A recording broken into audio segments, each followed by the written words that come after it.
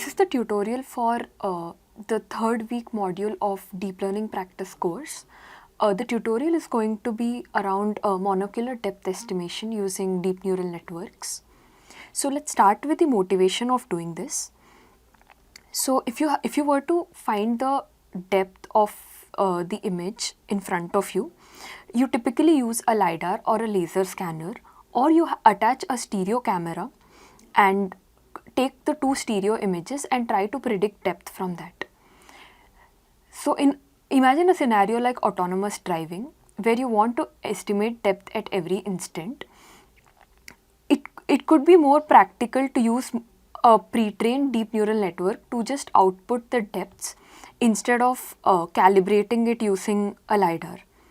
So let's understand how we can do that using a UNet based architecture in this tutorial. So here we are using NYU Depth V2 dataset.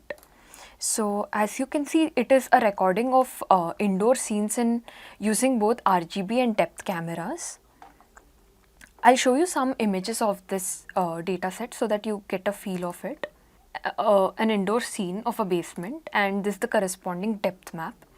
As you can see in the scene, the table and chair seem farther, whereas this pole is very closer to the camera. So since the pole is closer to the camera, you see that it's all black, which is 0.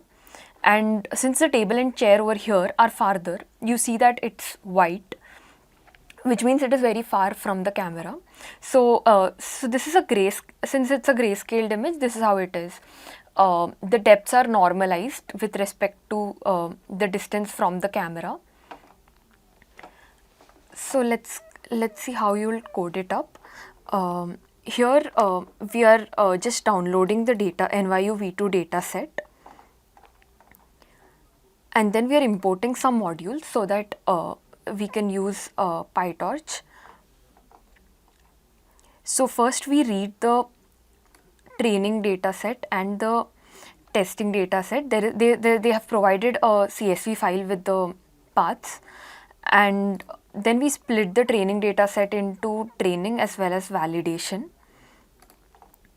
Since NYU V2 dataset is roughly of 4.42 GB, we are slicing it using just 500 images for training and 5,000 images for training and 500 for validation, so that our model is smaller and we can train it faster.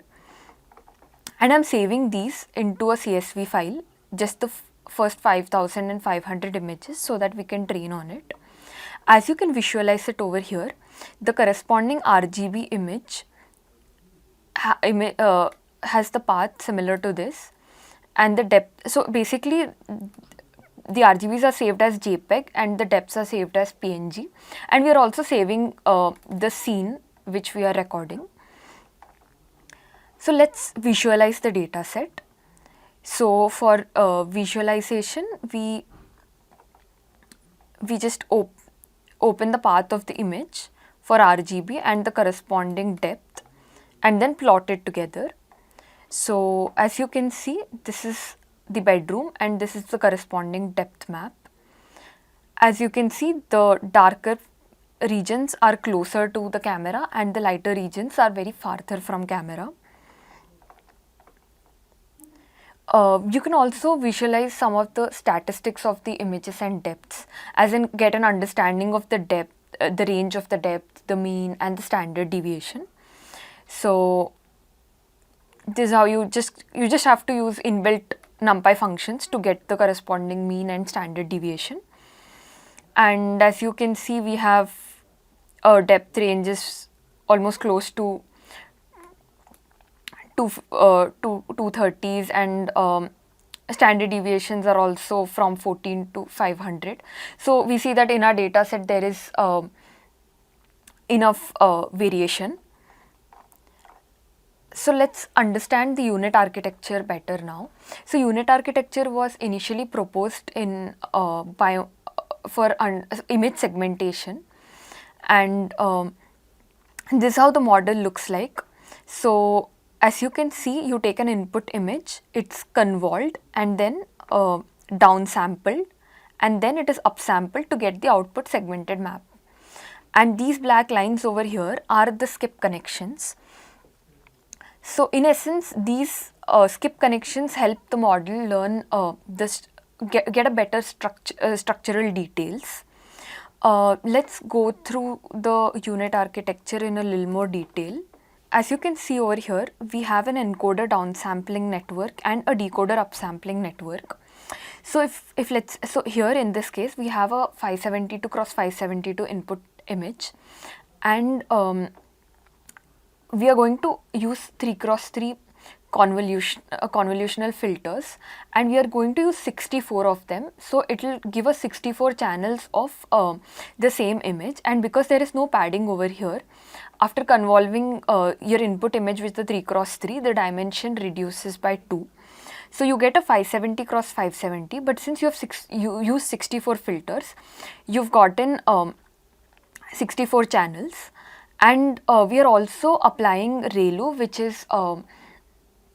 which basically converts the input, the values to 0. Basically, it takes the maximum of 0 and the value.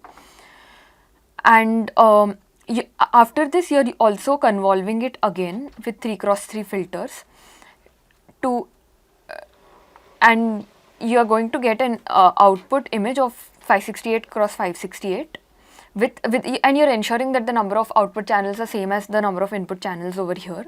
So this is one unit of the encoder, and similar to this you have the other 5 units, and this part is called the encoder downsampling network. So how is the downsampling happening? So when you're going from one part of the encoder to the other, you're using a max spool.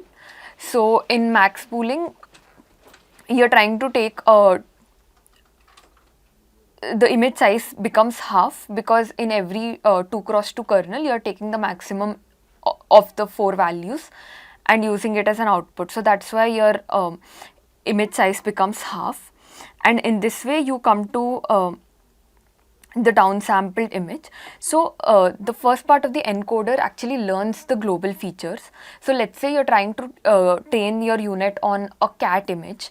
So this part of the network will learn that there are some whiskers, there are eyes, there are tail, but it doesn't learn the structural information as to where are the eyes, because all you're doing is convolutions, right? So through convolutions, it's just learning that okay, it has an eye feature, it has a tail feature.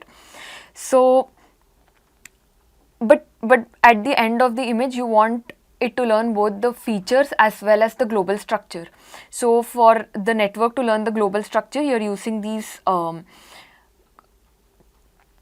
skip connections which transmit the structural information, and also you have an upsampling network on the right, which is basically a series of decoders. So here you've gotten to a shape of 28 cross 28 with 1024 channels. Now what you try to do is you combine features from the encoder network. Half of them you take it and you try to upconvolve them. So with max pooling in decoder, we have shrink the size to half. So here you're trying to make the size double, because we want to reconstruct our image back to its original size. So for that, you use this transpose convolutional layers. So as you can see here you have an input of 0, 1, 2, 3, and you're using a kernel of 1, 4, 2, 3. Now you want to, so for this 2 cross 2 kernel, you want a 4 cross 4 size of an output. So for the 0th value, you are multiplying 0 with all the kernels, you are getting the first 4 elements. For 1, you are multiplying 1 with the kernel values, you are getting 1, 4, 2, 3. Similarly, you multiply for 2 and 3, and you get the resultant output image, which is double the size of the input image. And now that we've covered the UNet architecture, let's see how you can implement it.